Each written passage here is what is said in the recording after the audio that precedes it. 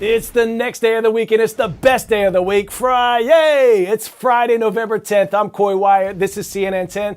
And before we have some fun, we start today with our ongoing coverage of the conflict between Israel and Hamas. We're giving you not one, but two quick 1-minute reports that dive into different aspects of this story. First up, Hamas tunnels. Israel Defense Forces are continuing their bombardment and invasion of Gaza, saying one of their intentions is to destroy the infrastructure that allows Hamas, the militant fundamentalist Islamic organization, to launch its attacks. That infrastructure is largely made up of what Israel says are hundreds of kilometers of tunnels that Hamas has spent years building underneath the city's streets in Gaza. Israel calls it the Gaza Metro. In 2018, CNN got a rare glimpse inside these tunnels in the footage you're seeing now. For more on this vast underground network, we turn to our Oren Lieberman. The Israeli military controls the air and says they've encircled Gaza City on the ground. But underneath the surface, Hamas still has the advantage. Israel is going after Hamas's underground infrastructure. This soldier shows an electrical system he says is used to circulate air underground. The IDF says it has destroyed 130 tunnel shafts since the start of the war. That's just a small fraction of what's known as Gaza's metro. Israel says there are hundreds of kilometers of tunnels below Gaza. In 2018, CNN was given an exclusive look at a Palestinian Islamic Jihad tunnel inside Gaza. Its concrete walls creating a durable underground maze that favors the defender. Tunnels can pose problems for even advanced militaries. But Israel faces an even greater challenge. Hamas is believed to be holding many of the approximately 240 hostages underground, possibly in different groups.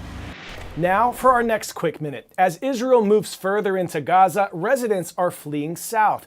As they walk, they wave white flags, a symbol that for centuries signals that the flag bearer is not fighting. The Hamas-controlled health ministry said this week that more than 10,000 people have been killed in Gaza, with that number largely made up of vulnerable populations, including more than 4,000 children, 2,600 women, and 600 elderly. These numbers cannot be independently verified, though, by CNN. With more on the residents of Gaza, we turn now to our Salma Abdelaziz. Taking only what they can carry, families are fleeing Gaza City. They wave white flags made of anything they can find. And as the sounds of war echo around them, they signal yet again that they are innocents. The Israeli military has been calling for weeks on all those living in the northern part of the Strip to move southwards, most recently opening what it called safe corridors for limited windows of time, pushing thousands here to Salah ad-Din Street, where evacuees describe a harrowing journey. The only way to reach the route is by foot or by cart for those who can find room. There was heavy shelling on our neighborhood and we were forced to flee. We have to use these donkey carts because there's no fuel, he says. They cut everything off to force us out of our homes. The UN calls this exodus forcible displacement and accuses Israel of the collective punishment of some 2 million people. Let's turn now to space, where Japanese scientists are thinking about our rising space waste problem. Researchers at Kyoto University in Japan are building wooden satellites, hoping to soon send them into space. Why wood? Not the usual metal. Well, when satellites are no longer in use, they come back into Earth's atmosphere where they break up into metallic particles. That litters the layer of the Earth we call the stratosphere.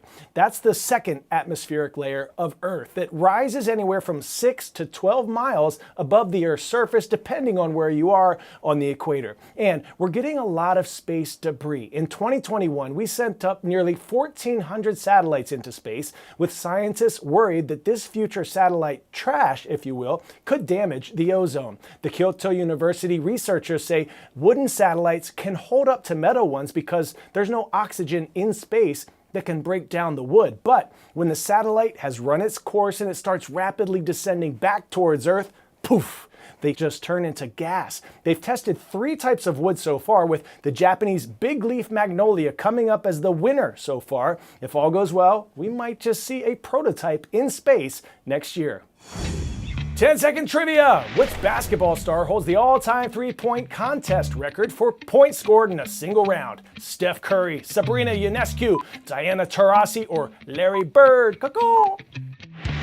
In July of this year, WNBA star Sabrina Ionescu broke Steph Curry's record by hitting 25 of 27 three-pointers.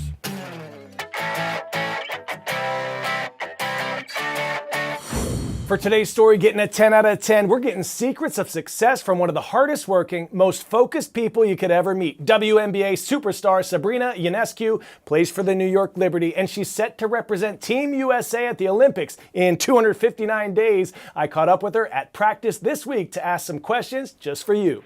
What's up, lovely people? I'm here at practice for Team USA with Team USA and WNBA superstar Sabrina Ionescu, and we are going to learn some tips and tools for success from the GOAT. All right, here we go. What type of challenges did you face growing up, and how did those adversities shape you into the person you are today? There's just so many, but I would say one is not listening to people telling you what you should and shouldn't be. From a young age, especially being a girl in sports, everyone didn't think I belonged and didn't think that I should be playing, but I really didn't listen to the outside noise of what people thought, and I really just believed in the dreams that I had and worked really hard at getting to where I'm at today, and I'm really thankful for that. What would you say is the secret to success? Just being the best version of yourself, committing, yourself to working really hard and not letting, the outside noise creep in and comparing yourself to other people, but just running your own race. You're a superstar athlete, but in school, how important was education and focusing on studying hard and getting good grades? It was everything.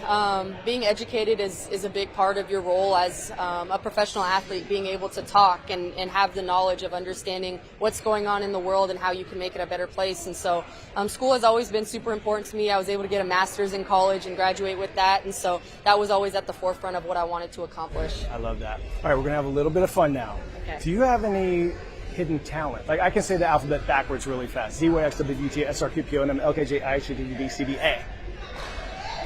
I'm ambidextrous. Really? Yes, but that's not as cool as that.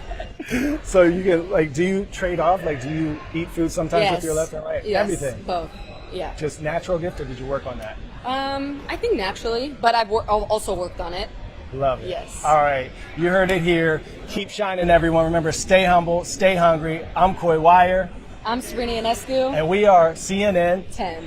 My goodness, from Japan to China, India, Egypt, the Middle East to the moon and infinity and beyond, we've been everywhere this week. We've learned a lot, laughed a little, and we showed a whole lot of love. Shout out to the Cougars of Sutton Middle School in Atlanta, Georgia. It was so awesome visiting your school this week and meeting some of you. Rise up. We are also showing love today to the Bulldogs of Bullis School in Potomac, Maryland. From me and my team, keep shining, superstars.